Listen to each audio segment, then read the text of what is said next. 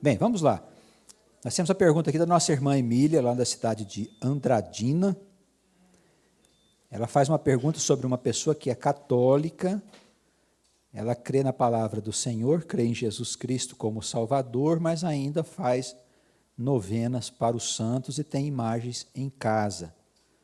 Se isso pode prejudicar a salvação dela.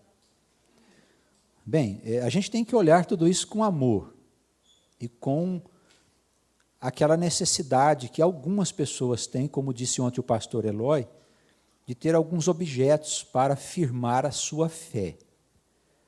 É evidente que isso é uma infantilidade espiritual.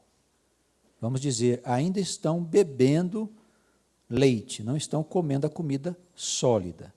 Mas quanto à salvação, isso só depende dos valores do coração dessa pessoa e somente o Senhor pode sondar e saber se aquela fé é sincera ou não. Não importa se é católica, protestante, evangélica ou qualquer outra denominação cristã que crê em Jesus Cristo como Salvador.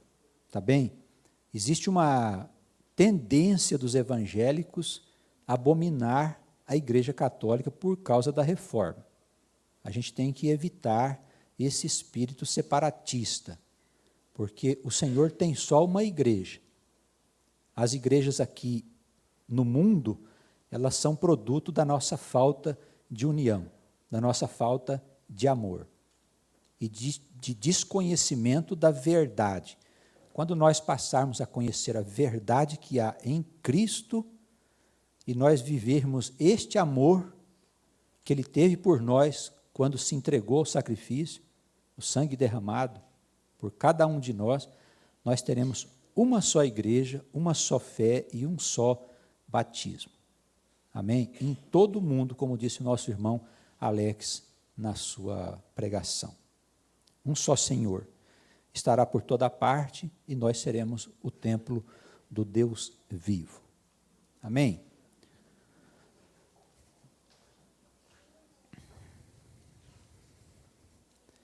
Eliane, lá da cidade de Paranaíba, Mato Grosso do Sul, pergunta se é possível saber se nós já fomos batizados com o Espírito Santo.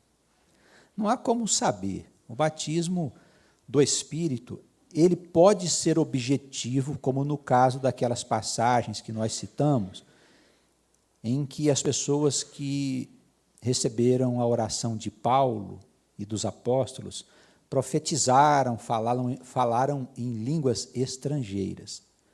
Mas, de uma maneira geral, o batismo é subjetivo. A gente recebe um toque na igreja que não é uma coisa desse mundo e percebemos, pelo que sentimos, que o Espírito nos tocou.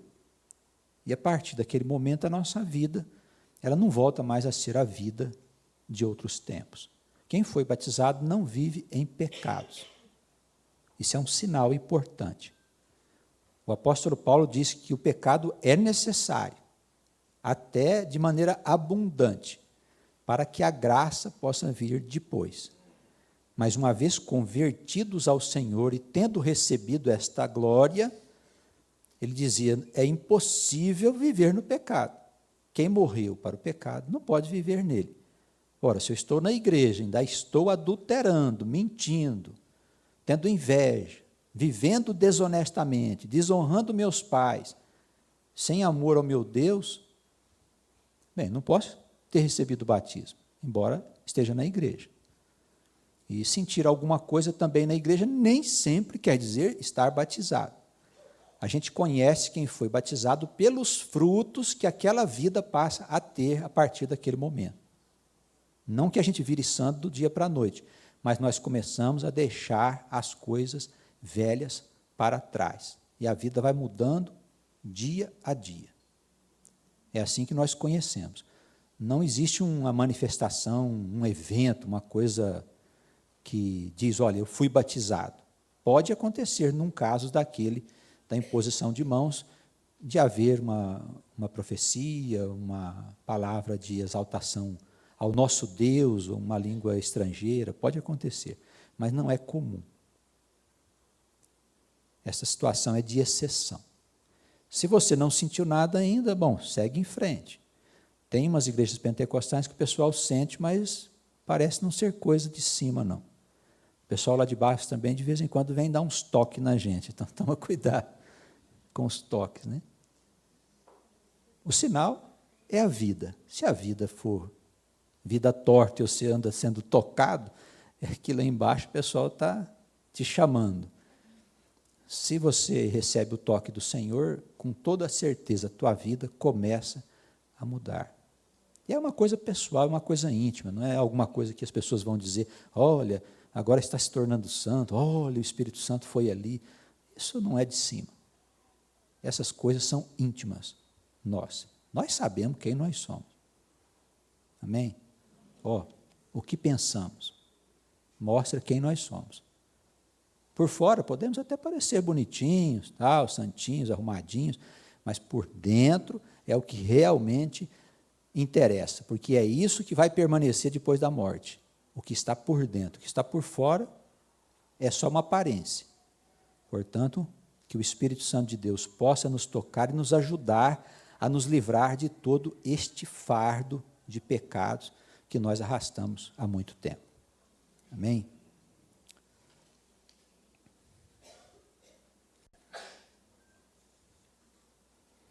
Sobre a Santa Ceia, participar ou não do corpo e do sangue de Cristo, como ensinam as Escrituras. O que será dos que não fazem esta prática? Bem, a ceia, ela nas igrejas evangélicas, de uma maneira geral, foi transformada num ritual. Uma reunião em que as pessoas que são separadas ou que têm um segundo casamento não podem participar. É tratado segundo cada igreja, mas existem muitas regras que impedem as pessoas de participar da ceia. É estranho, porque se eu não posso entrar lá porque cometi pecado, então é uma reunião de santos. Santo? Alguém santo? Claro que não tem ninguém santo. Então, a reunião da ceia é uma reunião dos irmãos, para que nós lembremos o Senhor, para que nós oremos juntos, cantemos juntos, e, como sempre, a gente coma alguma coisa gostosinha. Certo? Isso é a ceia. A ceia deve ser isso, uma reunião que a igreja promove todos os meses para reunir a irmandade, ouvir falar do Senhor, orar juntos, os que cantam, cantam juntos, os meninos vão lá, cantam, nós cantamos junto com eles, nos alegramos, convivemos, conversamos sobre a vida, sobre as coisas de Deus, em alegria e em paz. Isso é a ceia. Isso é que o Senhor determinou. Agora, fizeram disso um ritual, você pode, você não pode, vou te dar um copinho de suco, um copinho de vinho, um pedacinho de pão. Eles tornaram isso um ritual. Tudo que é um ritual não é bom para o espírito, para a alma. Tudo deve ser feito na simplicidade do evangelho e do amor. Se eu impedir alguém de entrar, então eu estou faltando com amor. Mas, no entanto, considere que a ceia é uma reunião para os irmãos da comunidade. Não é para os frequentadores. Às vezes, um frequentador habitual, que não é habitual, vem, passa por ali uns dias, você já o chama para a ceia, ele vai gozar da intimidade da igreja, sendo apenas alguém que chegou agora? Não, dê um tempo, para ver se esse irmão vai querer mesmo fazer parte do corpo da igreja, como membro da igreja, para viver para a igreja e para os irmãos. Então, ele é recebido como irmão. Enquanto isso não ficar definido, aí cada comunidade pode criar as suas regras, ele não faz parte dessa reunião, não porque seja proibido, mas porque não sabemos ainda direito quem ele é. Ele pode ser um enviado do diabo, e a gente não sabe. E uma pessoa complicada, ela pode gerar um tumulto enorme dentro da igreja que estava em paz. O pastor, em nome do amor recebemos todo mundo. Calma, recebemos sim, mas vamos ver primeiro de quem se trata. Há igrejas que acabam se desfazendo aí por causa de pessoas perturbadoras. A igreja não tem autoridade, não tem um estatuto que permita colocar o perturbador para fora. Nós temos que afastar, às vezes, uma pessoa que está trazendo um transtorno para a comunidade. Essas pessoas são raras, não são pessoas que existem em grande quantidade por aí, mas de vez em quando aparecem alguns indivíduos que são perniciosos à igreja. Paulo dizia, olha, entrega para Satanás, deixa Satanás dar um jeito nele, porque o diabo também tem seu papel, né? Não está por aí de graça. Se ele faz parte de tudo, ele tem o papel dele. O apóstolo, ele nos instrui com bastante clareza a esse respeito. Então, a igreja é para todos, mas gozar da intimidade, nós temos que ter algumas regras, não por causa do pecado que alguém cometeu, mas temos que saber se é um irmão mesmo que vai permanecer com a gente, ou se ele está por ali só de passagem. Tá bem? Mas cada pastor e administrador e irmãos resolve conforme achar melhor. Nas reuniões que vão fazer em casa, a gente vai conversar um pouquinho sobre isso. As reuniões caseiras, nós vamos conversar um pouquinho sobre a segurança dessas reuniões. Aí o pai de família que resolveu fazer uma reunião semanal em casa, pode receber alguns convidados, mas não qualquer convidado. Ele vai ter que ter o cuidado de separar. Pode ser que você erre, às vezes, num juízo, mas é melhor nós pecarmos por excesso de cuidado do que por falta dele. Porque por excesso de cuidado a gente não vai ter problema, mas por falta dele nós vamos cair feio. E a perturbação vai lá para dentro da tua casa. Mas nós vamos falar sobre isso no momento certo. Amém? Não é obrigatório participar da ceia. Eu tenho que participar da ceia, senão eu não vou ser salvo. Não, não tem nada disso. A ceia é uma reunião dos irmãos. Eu não pude ir na ceia porque tive um compromisso, tive que sair, estava viajando, enfim. Não tem problema nenhum, não precisa excomungar o sujeito porque ele não foi na ceia. Tá bem? Em resumo, não inventemos moda.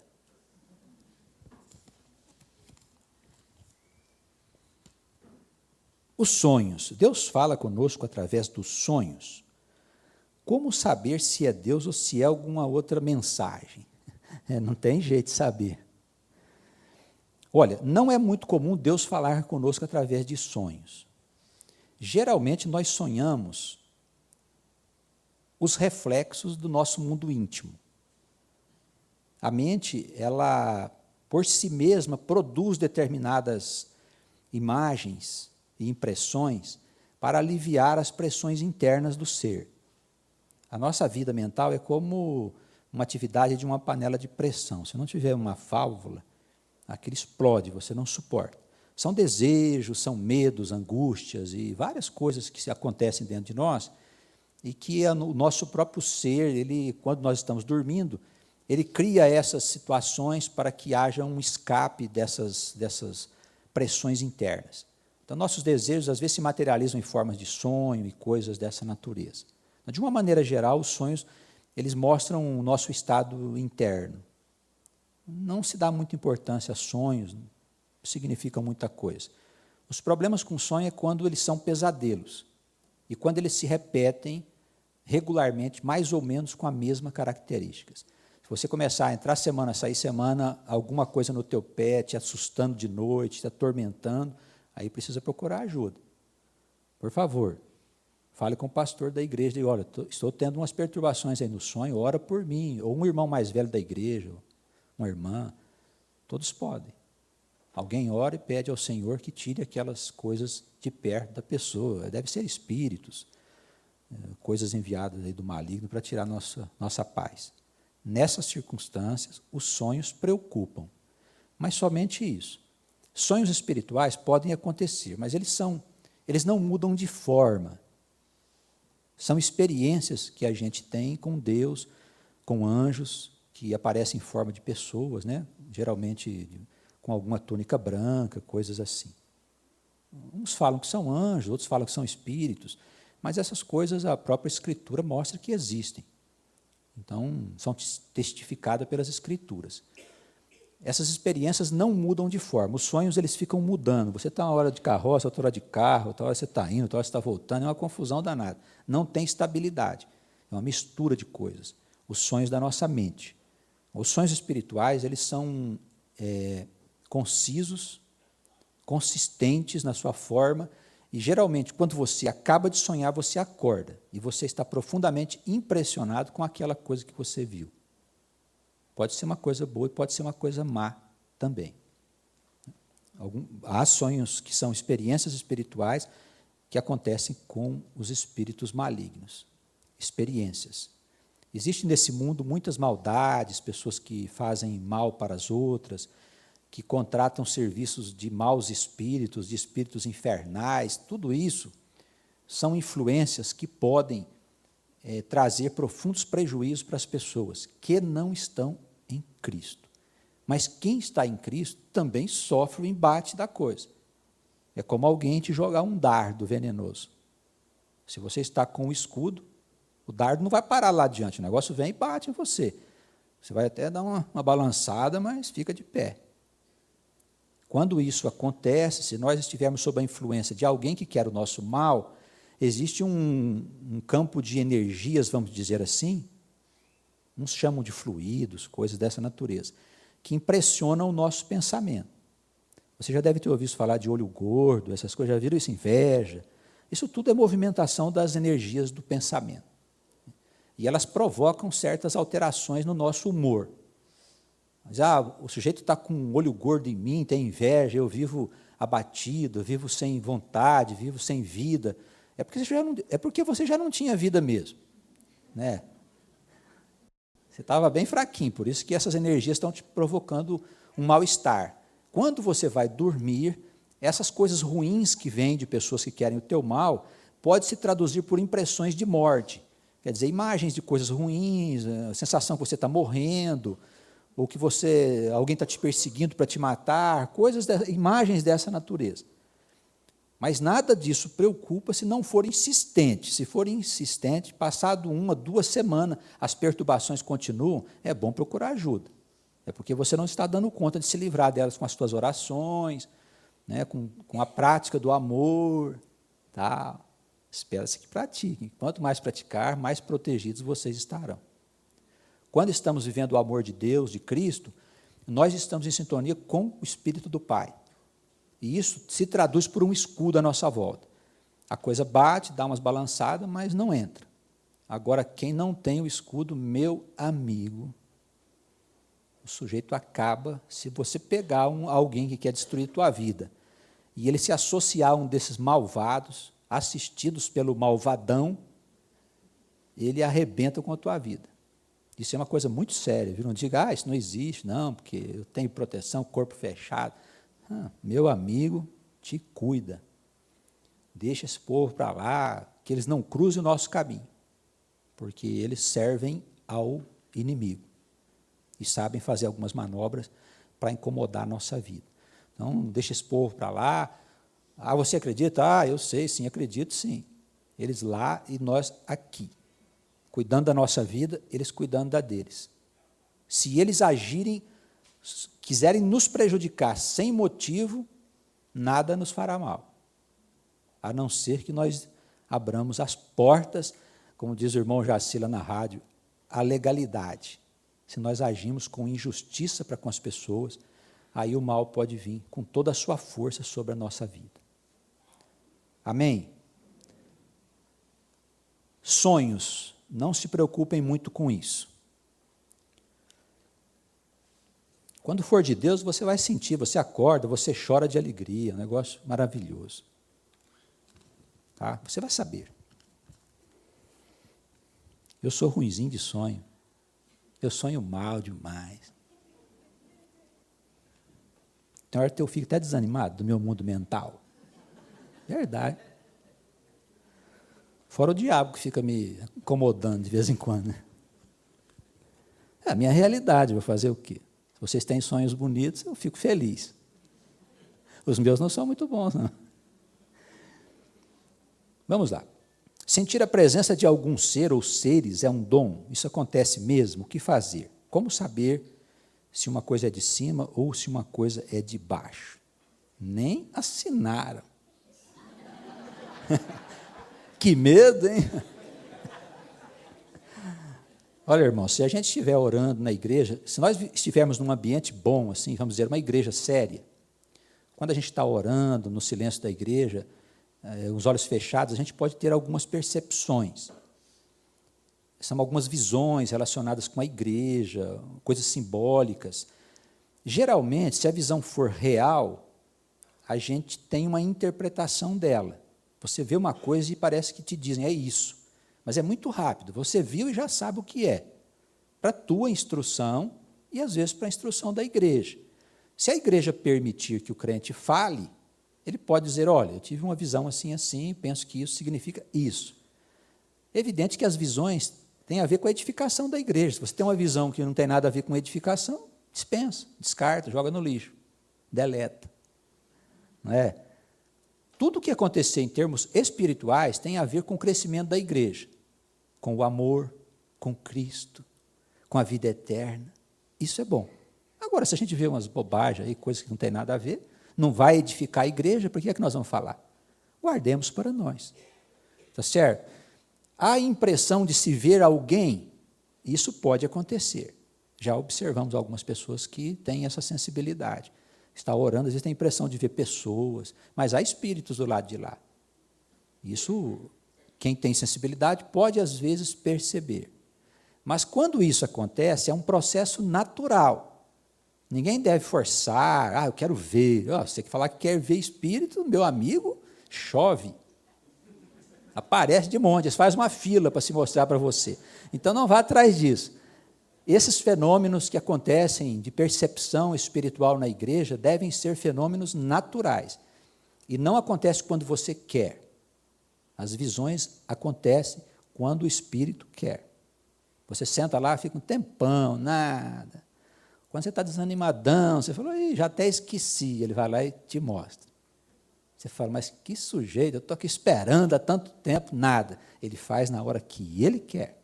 Não é a hora que você quer ver ou sentir ou ter uma revelação. A revelação vem do Espírito Santo.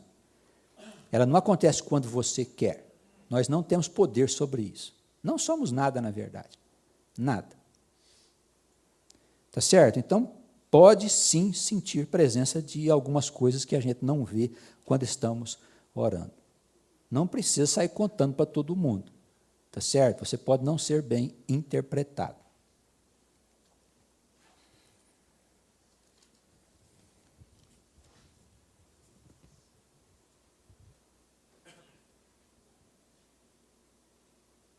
Nos tempos de desarranjo aí perante o mundo, onde o mundo coloca o indivíduo como o centro de todas as coisas, com um grande esfriamento do amor, como nós estamos vendo, como é que nós vamos ajuntar os perdidos? Essa é a pergunta do Paulo Pesce. É bem parecida, né, irmão Jaci? Lá de Apucarana, no Paraná. Olha, Paulo, juntar essa gente é uma tarefa do Espírito, não é uma tarefa nossa. Nós precisamos fazer a nossa parte semeando a boa palavra. Nós jogamos a semente, quem dá crescimento é o Espírito Santo. Não precisa se preocupar com isso. Ele mora no Rio, outro mora em uma cidade grande, mas isso aqui é uma metrópole. Eu vou pregar aqui para quem? Toma da tua escritura, dos teus CDzinhos, das tuas mensagens e sai. E onde o Senhor disser, entra, você entra, entrega um CD, olha, uma mensagem do Senhor aqui para você. Vai embora. Se alguém quiser conversar, você para e conversa. Se não quiser, deixa a mensagem. Espalha onde você puder. Lá em nossa cidade, alguns irmãos fazem um display, colocam nas casas comerciais, os CDzinhos para distribuir gratuitamente. Todo mundo leva. Não dá conta de alimentar. As pessoas estão sedentas da palavra de Deus. Semeia. Não se preocupa quem vai juntar os que estão no mundo por aí. O Senhor está cuidando de tudo. De tudo. Ele cuida da formiguinha, como cuida da galáxia, do sol, da lua. Conversa com você, comigo, com todo mundo, ao mesmo tempo. Senão, ele não seria Deus. Não é? Não temos que nos preocupar. Ele está fazendo a obra. Cabe a nós cumprirmos a nossa parte. Eu semeio. Se essa semente vai se multiplicar, se não vai, é tarefa do Espírito Santo. Precisamos fazer essa tarefa. Ele vai juntar o que é dele. E o diabo também tem um papel em tudo isso. Nós vamos falar tarde na questão do fim do mundo. Né? Não vamos, como disse o pastor, entrar na porteira, né, pastor? Passar para outro assunto. Vamos falar sobre isso um pouquinho mais tarde. Como é que está o tempo aí? Nosso horário? Que hora que está marcado o almoço? É 1 hora, né? 1h15. Ok, vamos lá.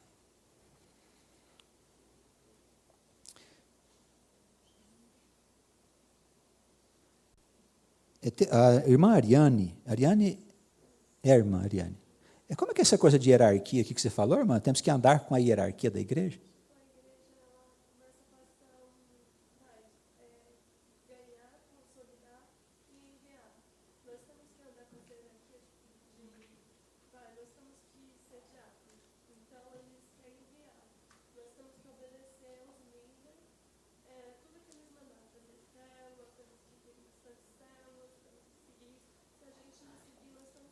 Essas coisas de célula, hierarquia, isso existe no nosso tempo.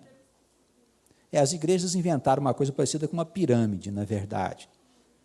Como o interesse delas não é espiritual, é material, então eles viram na multiplicação das células uma forma de expandir a base de recursos materiais que eles arrecadam. Isso não tem muito a ver com Jesus.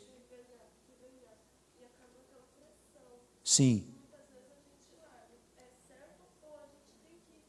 Não, não tem que nada. Essa coisa de alguém mandar você fazer alguma coisa, ninguém manda ninguém fazer nada. Não temos que obedecer a ninguém, a não ser Cristo. Essas igrejas que tem por aí, o pessoal inventa um monte de coisas. Não vá atrás disso, não. Tá bem? A comunidade, de uma maneira geral, funciona assim. Nós temos um irmão mais velho que assume a condição de pastor, para ele poder administrar a comunidade. Juntamente com ele, tem um grupo de irmãos mais velhos, irmãos mais experimentados, já há bastante tempo na lida, que ajuda a administrar a comunidade. A comunidade é dirigida por esse grupo de irmãos. E tem reuniões administrativas a cada 2 meses, onde a irmandade toda tem espaço para falar, para dizer, ou mesmo a qualquer hora, se precisar procurar o pastor, conversar com o pastor sobre os problemas que estão acontecendo. E não existe nada assim, mando, é preciso você fazer isso.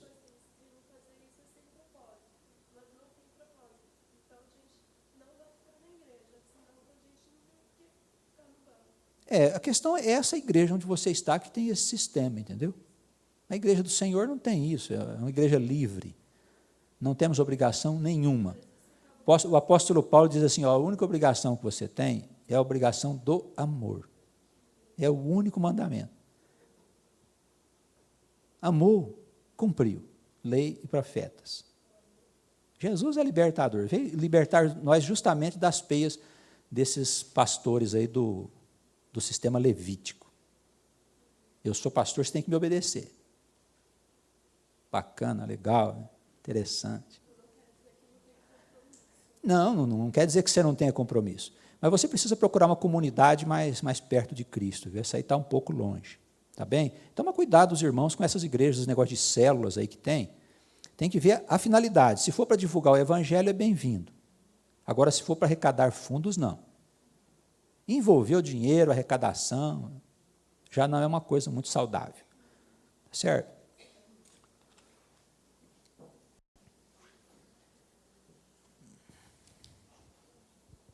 Satanás pode ler os nossos pensamentos. Menino.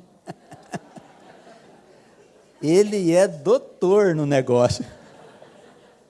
Ixi, conhece todos os teus desejos, sonhos, tudo que você pensa, ele está atrás. Conhece você do avesso. Não há onde se esconder do sujeito. O único abrigo é o Senhor. E ele só não nos consome por causa do Senhor. Estamos sob o abrigo dele. Não quer dizer que totalmente protegido. Estou em comunhão com Jesus, agora Satanás não lê meus pensamentos. Nós estamos mergulhados no maligno. Foi o pastor que disse ontem? Um dos pastores disse a palavra. Estamos mergulhados no maligno. É uma noite escura isso. Enquanto vivermos aqui, ele vai estar nos rodeando. É doutor. Querer uma coisa escondida, então, ele vem rapidamente. É isso mesmo que você quer? Estou pensando, então vamos lá. Olha, eu tenho tudo aqui, tua ficha. Ele pega uma fichona, puxa lá, né? Porque ele é senhor de tudo, né? Dessas coisas do mundo, da lei. Ele conhece teus pecados, de tudo, teus desejos, desde quando você foi escrito lá no livro da vida. Ele, vem cá. Você gosta assim, gosta assim. O que você acha? E você fica, né? Você acha que é você que está pensando, mas ele está junto. Então, e aí, vamos lá? Vamos ver? Né? E te oferece, busca e põe na tua frente. Por que não? Você não está cansado? Seu relacionamento seu em casa está muito ruim, rapaz. Deixa disso, olha. Ninguém aguenta isso. Afinal de contas, você é de carne. É mesmo? É. Conhece você lá no fundo. Ele é muito perigoso. Ele é o grande inimigo da nossa felicidade. Ele faz a gente, como diz o nosso irmão Paulo, de chiclete. Mastiga, mastiga, mastiga. Faz o que quer de você. Abriga-te no Senhor. E é o único refúgio. Lembra de Davi? Ele dizia, tu és o meu refúgio. Tem sido o nosso refúgio de geração em geração. Ou o diabo não estava lá atrás? Claro que estava. Sempre esteve, desde o começo do mundo. Quando foi criado, ele já estava lá. Há mistérios? Sim, há coisas que nós não compreendemos ainda a respeito dele. Mas ele não faz nada que o Senhor não permita. Só que nós temos liberdade. Estamos aqui para ceder ou para resistir ao diabo. Se resistimos, o Senhor nos glorifica e nos engrandece. Se nos entregamos, o Senhor chora, lamenta. Mas a vida é essa experiência. Não há nenhum lugar do mundo que estejamos longe dessa figura. Ele está em todo lugar. Amém? Cuidado.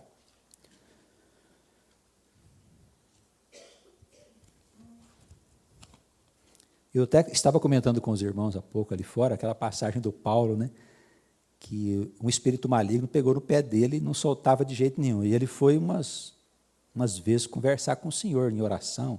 O apóstolo devia estar perto do Senhor lá. O Senhor aparecia para ele algumas vezes, né? E esse foi 3 vezes falar com o Senhor. Na derradeira, o Senhor falou assim, olha, qual que é o problema? O apóstolo falou, Senhor, me livra desse espinho aqui, eu não aguento mais, ele está no meu pé aqui. O espírito devia esbofetear ele dia e noite, né? O mensageiro de Satanás. Aí o Senhor falou assim, a minha graça te basta, ao serviço. E volta Paulo com o espírito maligno nas costas dele, né? Foi trabalhar, fazer o quê? Então, a gente tem que ter cuidado até para pedir para o Senhor tirar, né, de perto. Né? Às vezes nós podemos ouvir um negócio desse, né? Olha, eu tenho te dado tanta coisa, que é o quê? Vai trabalhar, rapaz, deixa ele aí nas tuas costas, deve ter um motivo para aquele espírito ficar esbofeteando Paulo. Aí Paulo, ele mesmo chegou à conclusão, olha, quando eu estou fraco, eu sinto que eu sou forte. E quando eu estou forte, eu sou fraco. Talvez é isso mesmo, o papel dele seja nos esbofetear para que a gente não se sinta muito forte e venha perder a nossa salvação. Deixemos que o Senhor faça o que precisar. Se for com a ajuda dos esbofeteadores, que seja. Porque nós somos inclinados ao mal, irmãos. Olha, presta atenção. Quando o Senhor dá uma folguinha para nós, a gente já começa a ficar cheio de história. Dinheiro, então, é terrível. Quando a conta entra no azul, a gente já começa a inventar. Agora folgou, bom, onde é que nós vamos? O que vamos fazer? O que vamos comprar? Já começa assim, né? Quando está no vermelho, a gente está segurando lá firme, reclamando e tal, coisa lá feia. Mas a coisa melhorou um pouquinho, a gente já inventa história. Então, na verdade, o Senhor tem que manter a nossa conta no vermelho, não muito. Pouquinho. Já percebeu como é que ele fica controlando? Ele vai, deixa você dar uma enrolada, depois ele solta um pouquinho, você dá uma ajeitada, aí você sonha, agora vai, ele vai lá e tira. Senhor. Mas é abençoado, né? Abençoado, Senhor.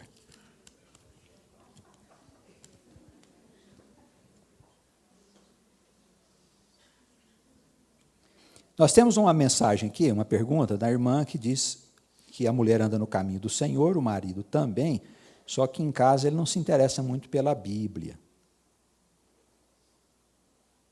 se isso está certo, o que vai acontecer e tal. Olha, o marido ou a mulher que é crente, ele sempre influencia aquele que não é crente. O fato de ir na igreja não quer dizer que está recebendo o Senhor. Se a mulher é crente, se mantenha firme na sua fé, se o marido não é, ela está abençoando aquela vida e poderá até salvar esse marido pela fé dela, porque eles são uma só carne. Eles formam um ser quando eles se casam. Por isso que o casamento é uma coisa muito séria. Separação, então, nem se fala. Separar fora de cogitação. O crente não tem razão nenhuma para separar, a não ser prostituição. Eu não disse adultério, eu disse prostituição, são coisas distintas. Prostituição, quando um cônjuge resolve viver na vida torta e não quer saber de largar. O homem ou a mulher que é crente não tem obrigação de ficar com ele. Feitos todos os esforços para restaurar a vida conjugal, se não for possível, o crente tem a liberdade de separar-se dele. Só nessa circunstância. Ou impedimento da fé. Aquele negócio assim, se você for na igreja, eu largo do C. Larga dele e fica com a igreja. Não tem discussão. Isso a Escritura diz que pode ser feito. Evidente que vamos conversar, né, direitinho, tudo. Não vai largando do marido, não, pelo amor de Deus. O pastor falou que pode, não, mas vocês conversaram? Faz todo o esforço primeiro, só se for uma coisa muito radical. Separação, eu aconselho sempre assim, é bom falar com os 2 ou 3 pastores idôneos, homens de Deus, para que eles avaliem a situação. Porque a gente decide, na verdade, procuramos um motivo para a separação. E aí achamos que, se o marido não gosta muito que eu vou na igreja, eu posso me separar dele, porque o irmão José disse. Olha, não é assim não. Viu? Deixa um pastor analisar se é uma questão de separação. A separação é algo muito sério, muito grave. Mantenha teu casamento, se a coisa estiver feia, estiver em crise, conversa, busca a ajuda da irmandade, do pastor da igreja, de quem for. Mas mantenha o teu casamento. Isso é fundamental para a nossa saúde espiritual. Mulher, mantenha a sua fé e salva o teu esposo. Marido, se a mulher for descrente, mantenha a sua fé viva e salva a tua mulher.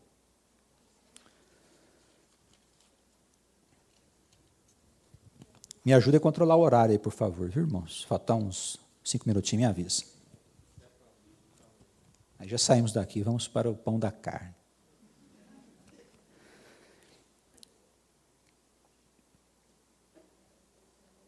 Quando estamos em paz com o nosso coração, apesar das tribulações da nossa vida terrena, podemos considerar que estamos com o Espírito Santo do Senhor?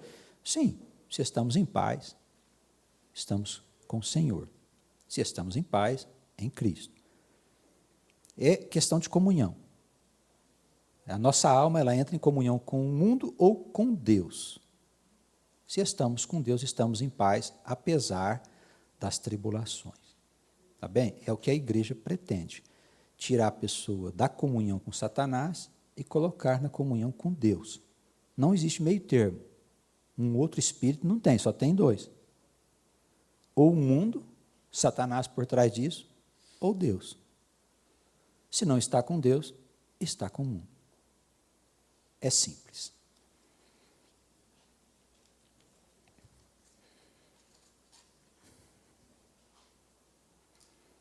Sobre os dons espirituais, a gente vai falar um pouquinho sobre isso aqui, na reunião sobre as assembleias domésticas. Eu não vou responder porque senão nós vamos entrar na porteira desse tema.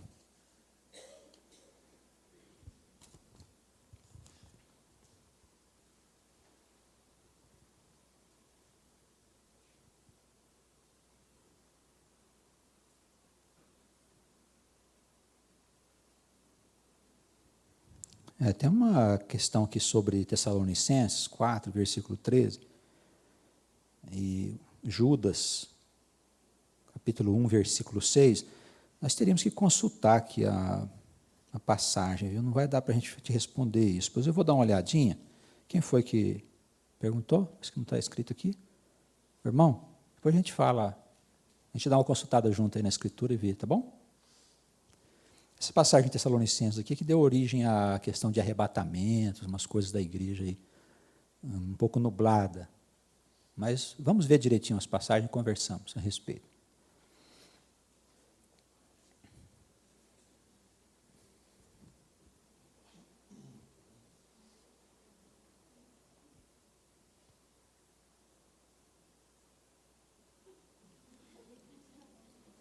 Está meio difícil aqui, deixa eu ver.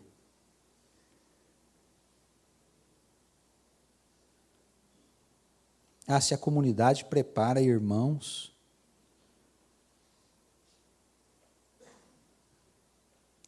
ou somente através da rádio?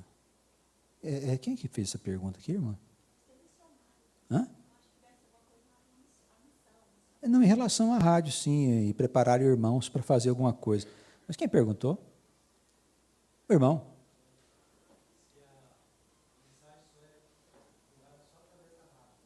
A Despertai?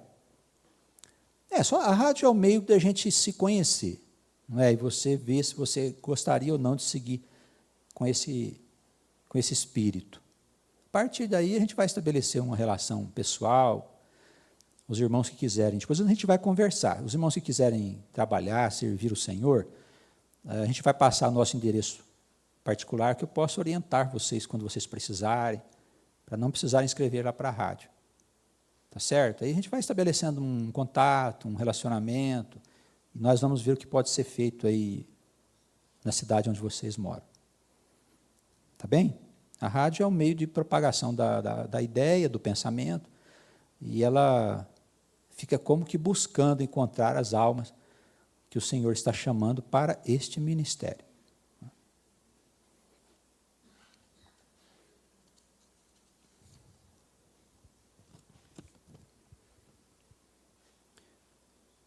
Essa outra mensagem aqui é também do Antônio Marcos? Você fez duas? Uma letrinha complicada, hein? Parece de doutor. Se eu consigo entender aqui.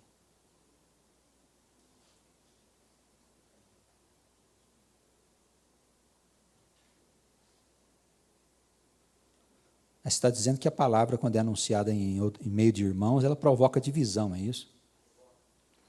Sim. Ainda bem, né? A palavra, ela provoca mesmo esses impactos no coração da pessoa que não está habituada com esse sacerdócio que nós estamos anunciando.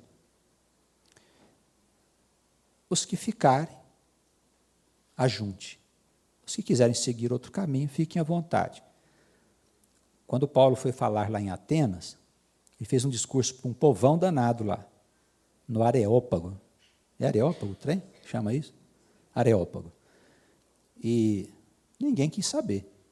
O pessoal, esse cara é um falador. Depois nós vamos falar depois sobre essa doutrina que você está falando aí e tal. Todo mundo foi embora. Mas ficou um sujeito lá para trás. É Dionísio. Dionísio. Ele veio e falou, eu estou interessado nessa conversa aí. Todo mundo foi embora. Ele ficou lá.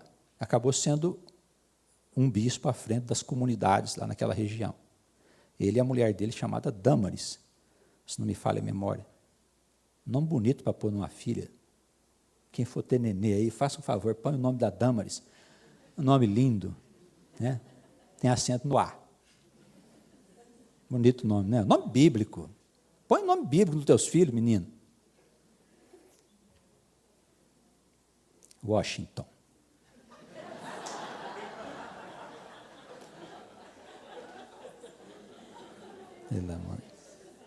Bem, irmão, então ajunta aquilo que ficar.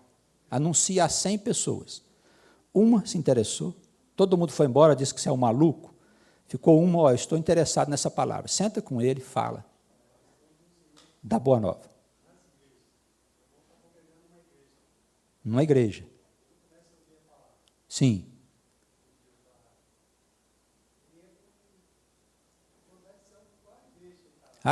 Sim, naturalmente. Alguns irmãos têm se afastado das igrejas que eles congregam. Isso tem acontecido. Nós até que estamos à frente aqui da comunidade, estamos conversando a respeito disso. Uma das soluções é a reunião doméstica. É suficiente, uma vez por semana, um culto em casa, bem feitinho, direitinho, não precisa mais. As bênçãos caem abundantemente, mais do que lá na igreja. Se não houver condições de encontrar uma comunidade que possa você exercitar sua fé, viver sua fé em Cristo, sem se envolver com fanatismo, com essas coisas de prosperidade, essas loucuras que estão por aí. Mas vamos conversar, a gente vai conversar a respeito disso, porque são várias pessoas que estão se afastando das suas igrejas, porque elas começam a enxergar e dizem, eu não concordo mais com isso, não. Você começa a ver, e a luz não tem jeito, acendeu, acabou. Despertou, não dorme mais, porque é o Espírito Santo. Não dorme mais. E quem convive com a coisa louca? Algumas coisas dá para a gente conviver, mas tem certas coisas que não dá. A gente vê com clareza que o povo está sendo explorado por pessoas que não têm nada a ver com Cristo, muito menos com as Escrituras. Eles não sabem nem as Escrituras. Se pedir para eles falar alguma coisa das Escrituras, eles não sabem, eles são ignorantes. Pegam passagens lá aleatórias, como eu disse a princípio, para justificar o que fazem, mas eles são ruinzinhos de Bíblia, muito ruinzinhos de Bíblia. Não sabem que existiu uma reforma, que houve uma reforma religiosa na Idade Média, na Igreja Católica, nasceu a Igreja Protestante. Eles não conhecem as igrejas reformadas, não sabem o que é uma igreja pentecostal, o que é uma neopentecostal. Não sabem como que apareceram essas igrejas avivadas aí que eles falam. Avivar é pular para cima, gritar, ficar possuído, fogo nos pés, tal. Onde que apareceu isso? Isso apareceu no século XIX, junto com o Espiritismo, com os Mormons e com tudo quanto é coisa que você pode imaginar, que veio do lado de lá para cá. Não sei se bom, não sei se mal, mas que a coisa aconteceu no século XIX, foi lá que manifestou. Não sei se para o bem ou se para o mal. Nasceram lá. Vamos seguir. Aguardando, eu acho que o Senhor ainda vai dizer o que Ele quer. Eu penso que estamos caminhando para lá. Amém? Horário? 5:55. Vamos lá, rapidinho, já estamos terminando aqui.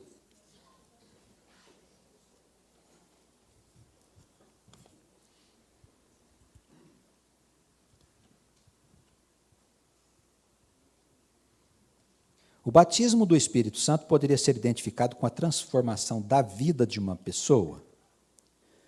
Olha, o batismo é o começo de uma nova vida. O batismo vai ser testificado pelas mudanças que nós vamos observar naquela vida. Não é o batismo que muda. Se fosse assim, seria bom, né? A gente batizava, o negócio mudava. Mas, bom, passaríamos a santidade rapidinho. Mas não é.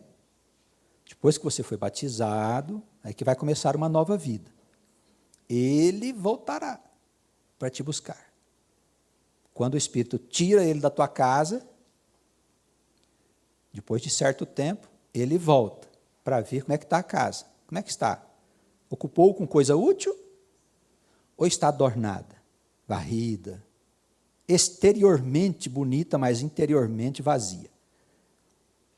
Se você não entrar no caminho do Senhor com trabalho, com amor, com participação, com dedicação, tenha certeza, Ele vai entrar na tua casa de novo. Ele vai voltar, não é porque você foi batizado que você está livre dele. Enquanto vivermos, ele estará no nosso pé. Lembra de Paulo? Alguém tem dúvida que ele foi batizado? O Senhor apareceu a ele. E o espinho na carne lá. Dependendo do servo, ele diz, continua com o espinho na carne aí, meu filho.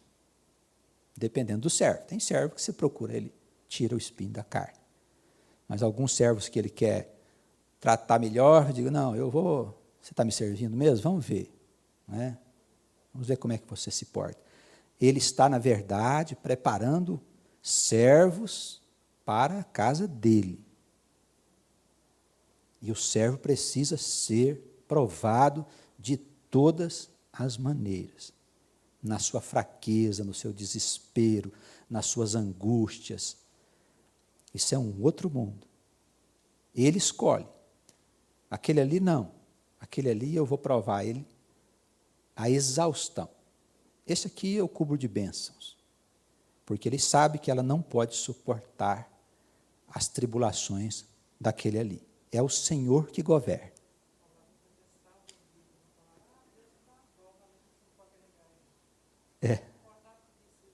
É verdade, é verdade. Amém? Então, o batismo é sinal do começo de uma nova vida. Essa nova vida vai testificar se o batismo é de Deus. Tá bem?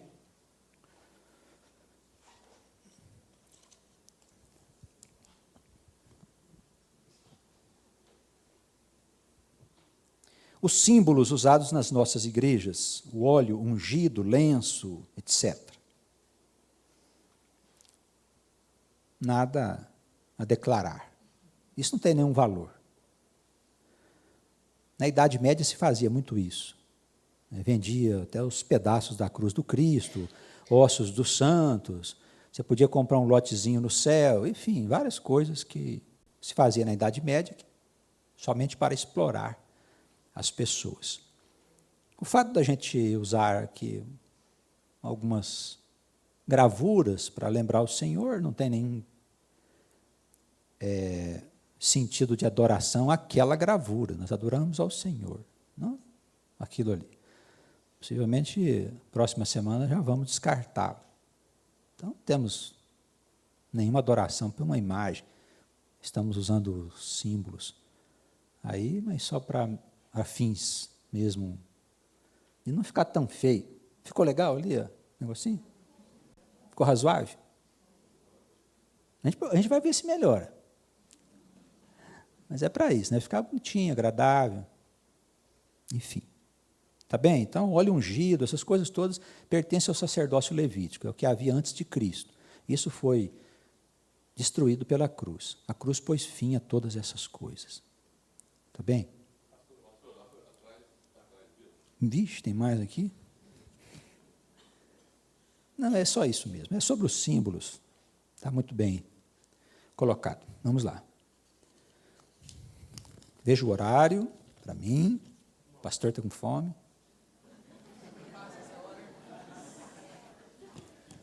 A carne clama. Aqui tem uma passagem também bíblica. Deixa eu ver que se Evangelho segundo Marcos, capítulo 8, versículos 13 a 20. Deixa eu ver aqui o que seria. Essas questões de multiplicação de pães, o número de pães, tal, uma simbologia que pode até ser que na hermenêutica, o pessoal que estuda e tal, sentido, significado, isso pode ter algum sentido, mas na igreja, na parte prática para nós, não tem muita importância. Se o mundo foi criado em 7 dias, em 6 dias, ou em 8 dias, não me faz diferença nenhuma. O mundo foi criado, para mim, está muito bom. Né? Não, tem que ser 7 dias. Por quê? Não, porque o 7 significa o número da perfeição. Tudo bem, isso aí realmente na numerologia tem significado. Mas isso não é prático, não tem muito a ver com a igreja de nós que estamos aqui andando nos passos de Jesus. Existe a cabala judaica, uma ciência oculta, existe tudo isso. Não estamos negando a existência do sentido das coisas. Mas isso não é prático, não tem nenhuma utilidade para a igreja. Amém? Vocês têm tempo para ficar vendo negócio de número? Às vezes tem gente que tem tempo para pesquisar, ler e tal, né? Eu, sinceramente, não me sobra tempo, nem a minha escritura não consigo ler o que eu preciso. Como é que eu vou atrás do sentido dos números? Não é? Mas quem tiver tempo pode, se quiser, não tem nada de mal não, viu? Tá bem? Rapidinho, já estamos terminando.